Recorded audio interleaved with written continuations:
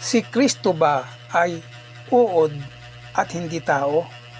Siya rin ba ang uod na ako? Welcome to my channel.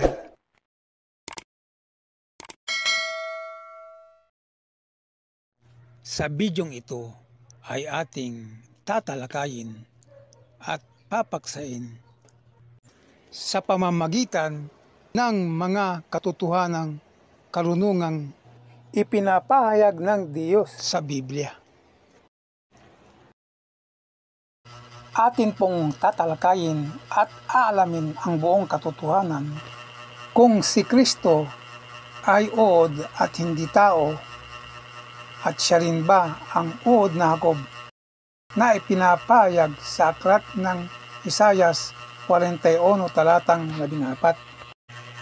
Sa panahon natin ngayon, may mga mangangaral na ang paniniwala ay si Kristo ay uod at hindi tao, at siya pa rin daw ang uod na Hakob na ipinapayag sa Isayas 41 talatang 14.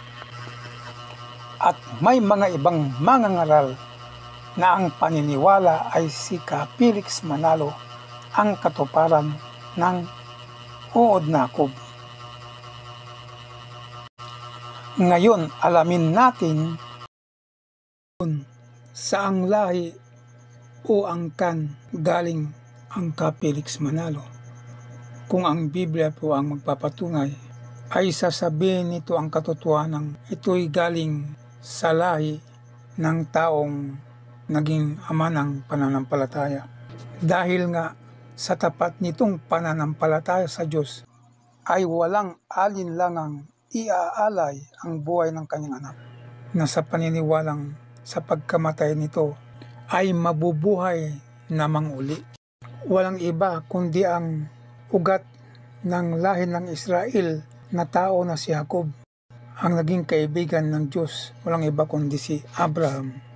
Si Abraham po ay galing sa lahi ni Sem na anak ni Noe. Ngunit buhat ng ang kanyang apo na si Hakob ay naging Israel, napalitan ng pangalan niya dahil nakipagbuno siya sa Diyos at sa tao, at siya'y nanaig. Kaya hindi na siya Hakob kundi siya'y naging Israel na tao. At diyan po maraming namamali sa pangunawa na pagkakamalan nilang yung Israel na iniibig ng Diyos ay bansa. Yung Israel po na iniibig ng Diyos ay tao, na siya ang Hakob ng una, na apo ni Abraham. Binhi po siya ni Abraham. Ang binhi ni Abraham ay Israel na tao na si Hakob. Kaya si Abraham ay naging Israelita na rin dahil sa kanyang apong si Hakob. Mismong si Abraham ang literal na nagdala ng kanyang binhi sa malayong silangan. At ito ay sa pamamagitan ng mga anak-anak niya sa mga naging babae niya. At hindi po sa mga anak niya sa pangalawa niyang asawang si Sitora. At ito ay katotohanang ipinapahayag sa Genesis Kabanata 25, talatang pang-6. Datapwat ang mga anak ng mga naging babae ni Abraham.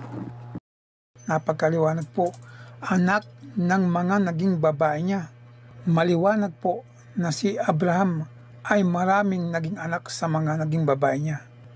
At ito'y pinagbibigyan niya ng mga kaloob, at samantalang nabubuhay pa siya ay mga inilayo niya kay Isaac. Napakaliwanag po, inilayo niya kay Isaac. Ibig sabihin, hindi po nakasama ni Isaac itong mga anak-anak niya sa mga naging babae niya. Sa madalit salita, ito'y nasa ibang lugar, wala sa silangan ng gitnang silangan. Kaya nga sinasabi rito na inilayo niya kay Isaac na kanyang anak sa dakong silanganan, sa lupaing silanganan, para ito hindi mapagkamalan na silanganan ng gitnang silangan ay inulit pa sa talata. Yung dakong silanganan, dinugtungan pa sa lupaing silanganan. Ibig sabihin, ito'y malayong silangang bahagi ng mundo Ngayon, kung si Abraham ang literal na nagdala ng kanyang binhi sa silanganan, ang Diyos Ama naman ay spiritual na dinala niya sa silanganan ang lahi ni Jacob na Israel. At ito ay ipinapahayag sa Isaiah 43, talatang 5. Sabi ng Diyos kay Jacob na Israel, huwag kang matakot. Bakit niya sinabi na huwag kang matakot? Sapagkat tinubos na niya ito. Dahil sa panahon na ito, ang lahi ni Jacob na Israel ay nagkasala sa Diyos. Dahil sa katigasan ng kanilang mga ulo, ang iba'y sumamba sa Diyos-Diyosan. Kaya nga sabi ng Diyos sa kanya, huwag kang matakot, sapagkat ako'y sumasayo. Aking dadalhin ang iyong lahi mula sa silanganan at pipisanin kita mula sa kalunuran. Ngayon, nasaan na po itong lahi ni Jacob na Israel na dinala ng Diyos mula sa silanganan? Ito po ay katotohanang nasa malayong silangang bahagi ng mundo, sa Pilipinas po, kung saan ibinigay ni Kristo ang kaharian ng Diyos. At dahil bukod sa tayo ang bansang nagkakabunga at tayo lang ang nag-iisang Kristyanismong bansa sa silangan ng bahagi ng mundo, ay nandirito sa Pilipinas ang sinabi ni Kristong kanyang mga ibang tupa, na sa ibang katawagan ay lahi ni Jacob na Israelitang Israel sa labas. Kaya nga sa simula pa lang, dito na dinala ng Diyos Ama ang lahi ni Jacob na Israel na kanyang iniibig. Dahil ang mga lahing Hudyo na mga inabutan ni Kristo sa panahon niya ay hindi nakapagpatuloy sa pagiging matuwid. Dahil sa katotohanan ayaw nilang kilalanin si Kristo na tunay na anak ng Diyos. At kahit anong sikap ni Kristo na sila'y pagbuklod-buklodin, ay itinakwil pa rin nila ito. At makailang inibig niyang tipunin ang kanilang mga anak na gaya ng pagtitipon ng inahing manok sa kanyang mga sisiw, ay ayaw pa rin nila. Kaya nawala sa kanila ang pagpapala ng Diyos sa huling araw. Kasama pati karapatang magtayo ng kanyang sariling iglesia. Ito'y naibigay sa bansang Pilipinas sa lahi ni Jacob na Israel, ibang katawagan. At ito nga ang uod na Jacob na pagkakakilanlan sa ibang katawagan na lahi ni Jacob na Israel sa labas. Ngayon, bakit uod na Jacob ang katawagan sa pagkakakilanlan bilang kanyang lahi? Sapagkat ito nga ay mga anak-anak ng kanyang lolo sa labas, sa mga naging mga babae nito. At sapagkat hindi pinangalanan sa Biblia kung ano ang pangalan ng mga anak-anak ng kanyang lolo, kaya hindi na matutukoy kung sino sa anak ng lolo niya sa labas ang naglahi sa uod na Jacob na siya ring mga ibang tupa. Kaya kung lalaliman natin ang ating pangunawa, ay mauunawa natin ang uod na Jacob ay inilarawan ng Diyos sa uod na may ulo, ngunit tila walang ulo, ngunit dumadami. May ama nga sa laman na siyang pinakaulo, ngunit hindi na matukoy kung sino sa mga anak ng kanyang lolo ang naglahi. Sa taong uod na Jacob at mga uod na Jacob na siya ring mga tupa ni Kristo. At ito nga ang lahi ni Jacob sa labas. At ang tanda nga nito ay ang apelyido ni Felix Manalo. Manalo ang ginamit niya na pinahintulutan ng Diyos at hindi isagon, sapagkat siya ay lahi ni Jacob na Israel sa labas. Hindi tayo lahi ni Jacob na direktang galing sa kanyang amang si Isaac. Kaya tayo ay nasa labas ng kautusan ni Moises. Ngunit tayo ay hindi pulong hintil, dahil tayo ay lahi ni Jacob na Israelitang Israel. sa mga naging anak-anak ng kanyang lolo sa labas, sa mga maraming naging babae ng kanyang lolo, na mga iba sa pangalawa niyang asawang si Sitora. Kaya tayo ay Israelitang hintil na uod na Hakob. Kaya ito'y ibang-iba sa ipinahayag sa awit 22 talatang 6. Ito'y paglalarawan sa Panginoong Hesukristo kung paano siya nagkatawang tao. Kaya nga sabi dito, ngunit ako'y uod at hindi tao, tuwahagi sa mga tao at hinamak ng bayan. Kaya maliwanag po na ang ipinapayag dito sa awit 22 talatang 6 ay ang pagkakataong tao ng Panginoong Diyos na si Hesukristo. At siya ay Diyos na hanapin, hindi siya Diyos na siya ang hahanap. Ngayon, paano ba siya nagkatawang tao? Ang pagkapanganak nga kay Hesukristo ay ganito. Nang si Maria na kanyang ina ay mag-aasawa kay Jose, bago sila magsama ay nasumpungang siya'y nagdadalang tao sa pamamagitan ng Espiritu Santo. Napakaliwanag po sa mga pangungusap na binasa natin na ang ina ni Kristo sa laman sa kanyang pagkakatawang tao ay nagdadalang tao sa pamamagitan ng Espiritu Santo. Hindi niya ipinagbuntis si Kristo na may similya na nagtagpo sa loob ng bahay bata niya. Wala pong nangyaring pagtatalik ng dalawang mag-asawa para ipagbuntis niya ang Kristo. At ang magpapatunay ay ang Mateo 1 talatang 19 hanggang 20. Kaya nga sa katotohanan ay walang ama si Kristo sa laman. Hindi siya nabuo sa pagkakasala. Kaya nga sa katotohanan, hindi siya nakakilala ng kasalanan. Sapagkat siya ay nagkatawang tao lamang, hindi siya tunay na tao. Dahil napakaliwanag ang ipinapahayag sa talata. Ngunit ako'y uod at hindi tao, na kung uunawain talaga ng mabuting mga ngaral, ay mauunawa niya ang katotohanan. Si Kristo ay Diyos na nagkatawang tao lamang.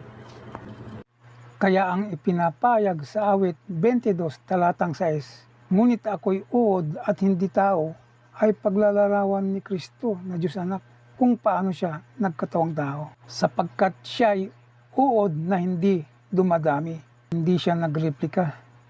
Siya ay uod na walang ulo, sapagkat wala siyang ama sa laman. At ito ang gustong ipaunawa ng Panginoong Hesukristong Diyos Anak sa mga tao, na siya ay hindi tao, kundi Diyos na nagkatawang tao lamang. Siya lang ang natatanging Kristong Diyos Anak na nagkatawang tao sa lupa. At kung ang paniniwala ng iba na ang ipinapayag dito sa awit 22 talatang 6 at ang ipinapayag sa Isaiah 41 talatang 14 ay tumutukoy lang kay Kristo na Diyos Anak, ay hindi po yun ang katotohanan. Sapagkat hindi lang magkaiba, kundi magkasalungat pa ang ipinapayag sa bawat kabanata at talata. Sapagkat katotohanan ang ipinapayag sa awit 22 talatang 6 ay tumutukoy sa Diyos Anak na si Kristo, na sa pagkakatawang tao niya ay pinabayaan siya ng Diyos Ama para matupad niya yung kagustuhan ng Ama na ubusin niya ang lahat ng tao sa mundo. Kaya ibinigay niya ang kanyang sarili na pangtubos sa lahat, na kung uunawain natin ang sa lahat ay sa lahat ng mga tao. Kaya nga siya ang Diyos na hahanapin ngunit hindi na masusumpungan.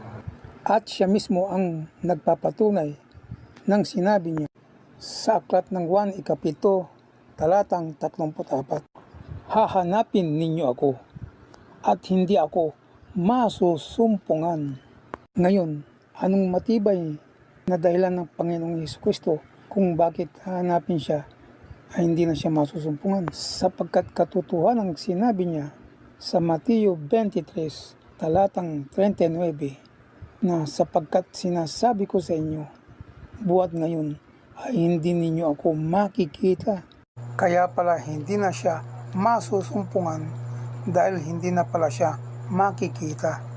At ito ay salungat at taliwas sa uod na Hakob dahil siya ang taong hahanap ngunit hindi na niya sila masusumpungan. Kaya itong uod na Hakob ay taong-tao. Huwag ho natin ipagpilitang ito'y si Kristo sapagkat lalo tayong maliligaw sa katotohanan. Para nating sinabing si Kristo'y tao at yan ay hindi kaliligtas sapagkat ang magliligtas sa huling araw ay ang Diyos na Kristo. At siya pa rin ang Diyos na hahatol sa lahat sa labas o sa loob man ng iglesia. Para hindi tayo maligaw sa katotohanan, ugatin natin kung saan galing ang uod na Hakob. Ito'y galing sa naunang talata, sa talatang 8 hanggang 9. Ito ay lahi ng taong naging kaibigan ng Diyos, nananampalataya sa Kanya ng tapat, at sasaling lahi nitong inibig ng Diyos na Kanyang lingkod, na Kanyang pinili at tinubos. Walang iba kundi ang Israel na tao at hindi bansa. Kaya katotohanan ang ipinapayag sa Isaiah 41 talatang 14 na uod na Hakob ay tumutukoy kay Felix Manalo na siya ang pangunahing uod na Hakob. Ngayon, bakit siya ang pangunahing uod na Hakob at hindi siya ang tanging uod na Hakob? Sapagkat ang uod na Hakob ay kumakatawan sa lahing pagpapalain ng Diyos Anak sa huling araw. Sapagkat ipinapayag nga ng Biblia na ang lahi ni Abraham na ikaapat na saling lahi niya ay hindi nakapagpatuloy sa pagiging matuwid. Itinakwil nila si Kristo at hindi kinilalang Diyos na tunay. Kaya kung uunawain natin ang konteksto ng Biblia, si Juda ay hindi ibinilang na Hudyo, kundi ibinilang siyang lahi ng Hakob. Kaya nga sa banal na kasulatan, ang lagi nating nababasa ay Diyos ni Abraham, ni Isaac at ni Hakob. Wala hong kasamang Diyos ni Juda. Dahil nga yung mga naging salinlahi niya ay hindi nakapagpatuloy sa pagiging matuwid. Kaya nga ang ipinapayag sa Genesis 15 talatang 16 ay hindi na natupad sa kanila. Kaya lahat ng pagpapala ay mapupunta sa lahi ni Abraham sa labas. At ito nga ang lahing Pilipino sa pangunguna ng uod na Hakob na si Felix Manalo. Kaya sa Pilipinas matutupad yung ikaapat na salin lahi.